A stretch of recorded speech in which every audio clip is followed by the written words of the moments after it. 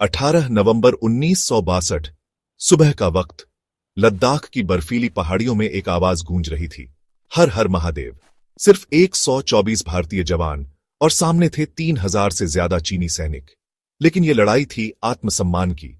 ये लड़ाई थी भारत की मिट्टी के लिए, और इस लड़ाई को इतिहास बना गए मेजर शैतान सिंह और उनके वीर साथी। आज हम बात करेंगे एक ऐसी लड़ाई की जो कभी इतिहास की किताबों में सही से नहीं लिखी गई, लेकिन जिसने यह साबित कर दिया कि भारत के सपूतों को न कम समझो न हरा सको।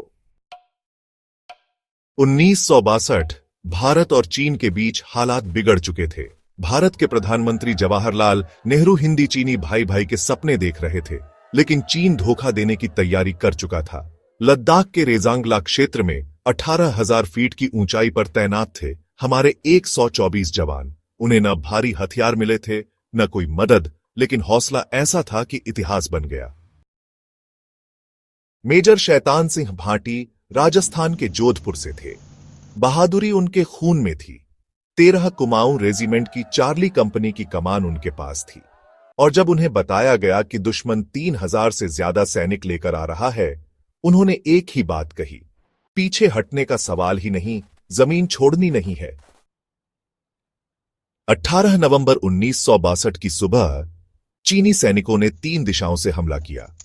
तेज बर्फबारी, -30 डिग्री तापमान और लगातार गोलाबारी। लेकिन भारत के सपूत डटे रहे।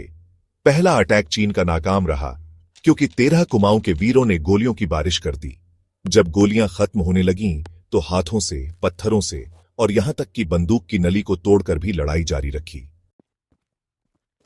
मेजर शैतान सिंह पोस्ट दर पोस्ट जाते रहे, अपने जवानों का हौसला बढ़ाते रहे।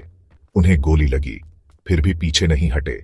आखिर में जब शरीर ने साथ छोड़ दिया, तो उन्होंने अपने साथियों से कहा, मुझे यहीं छोड़ दो, तुम लड़ाई जारी रखो।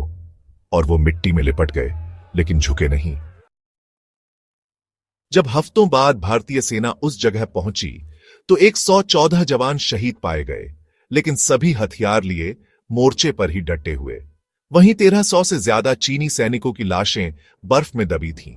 कुछ रिकॉर्ड्स के अनुसार 3000 से ज्यादा चीनी सैनिक मारे गए या घायल हुए। यह था भारत के इतिहास का सबसे साहसी मोर्चा, रेजांगला।